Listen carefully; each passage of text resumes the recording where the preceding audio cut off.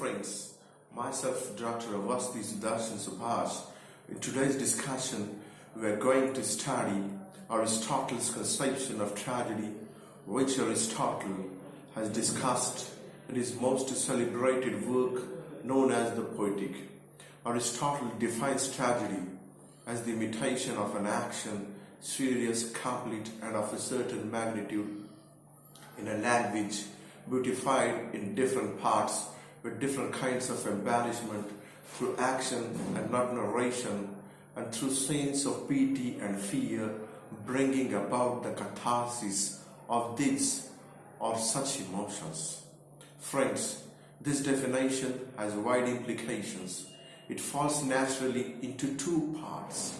The first part, from the imitation of an action to and not narration, is concerned with tragedy as one of the imitative arts and points out its medium, objects, and manner of imitation.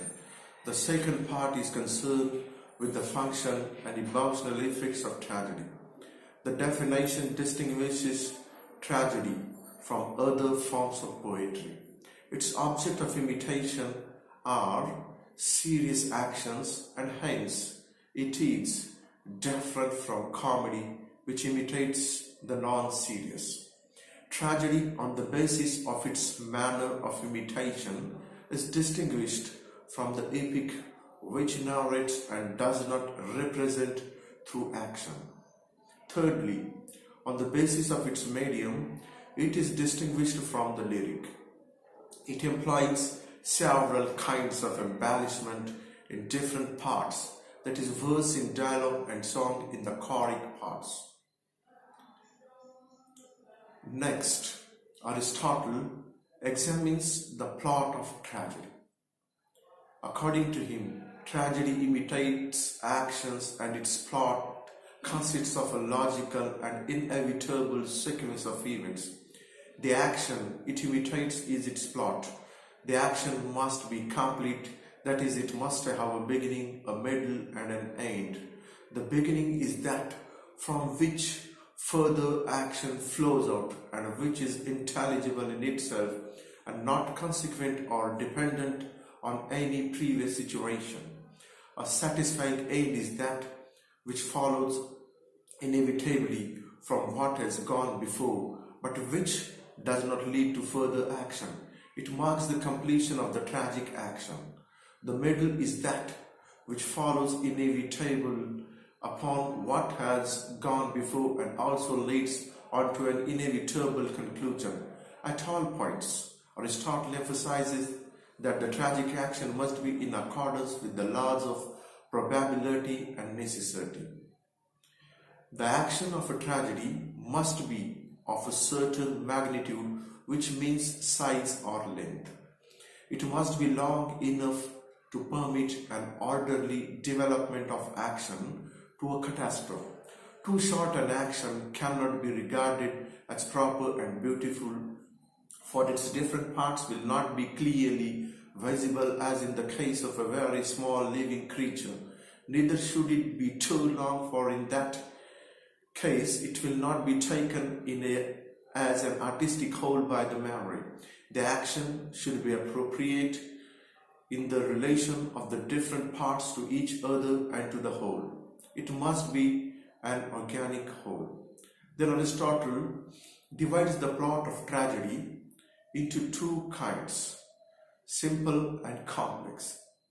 He calls a plot simple when the change in the fortunes of the hero takes place without peripety and discovery, and the plot is complex when it involves one or the other or both. The peripety means change in the fortunes of the hero, and the discovery is a change from ignorance to knowledge. Aristotle prefers a complex plot, for it startles and captures attention, and so is likely to perform the tragic function more effectively than a simple plot. He regards the episodic plot, that is, a plot in which different episodes introduced by the dramatist have neither probability or necessity, as the worst of all. Indeed, throughout the Poetics, Aristotle lays great emphasis on the probability and necessity of the action of a tragedy. There must be a causal connection between the various events and incidents, and they must follow each other naturally and inevitably. No incident or character should be superfluous. The events introduced must be such as are probable under the circumstances. Similarly, he emphasizes unity of action. He is against plurality of action as it weakens the final effect of tragedy. By embellishment, Aristotle means verse and song. Tragedy imitates through verse in the dialogue and through song in the choric parts. Verse and song beautify and decorate and give pleasure, but Aristotle does not regard them as essential or indispensable for the success of a tragedy.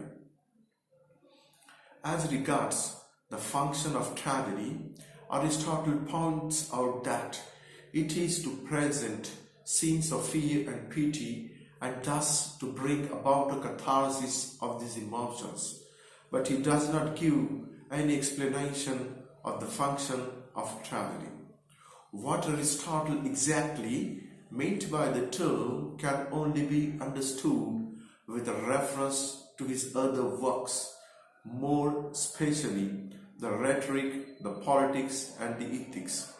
By the catharsis of such emotions as pity and fear, he means the restoration to the right proportions, to the desirable mean, to the golden mean, which is the basis of his discussion of human qualities in the ethics. Further, Aristotle enumerates 6 formative elements of tragedy, those being plot, character, diction, thought, spectacle, and song. 2 of these parts relate to the medium of imitation, 1 to the manner of imitation, and 3 to the objects of imitation. Song, or the lyrical element, is to be found in the choric parts of a tragedy. It is the embellishment which distinguishes the tragedy from the epic. It is one of the sources of the pleasure of tragedy. The spectacle or the scientific effects have more to do with stagecraft than with the writing of poetry, and hence Aristotle is of the view that the dramatist must depend for his effects on his own powers rather than on spectacle. He writes, "Fear and pity can be produced by spectacular means, but it is much better to produce them by the way you write your play. Thought is the power of saying whatever can be said or what is appropriate to the occasion. Thought is required where a statement is made or some statement is proved or disapproved. Thought is the intellectual element in a tragedy, and it is expressed through the speech of a character.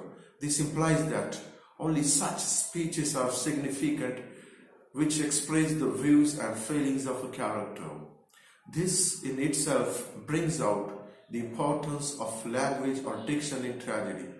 It is the language which gives us the thought and feelings of the various dramatis personae, and it is through speech that the character is first revealed.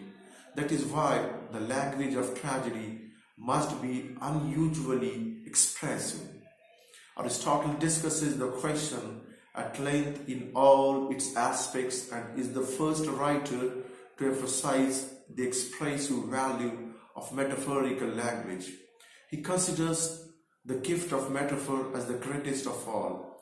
Metaphor is the source of the beauty and vividness of language. As a general rule, the language of tragedy must be clear and it must not be mean. The language must be clear but also dignified and elevated.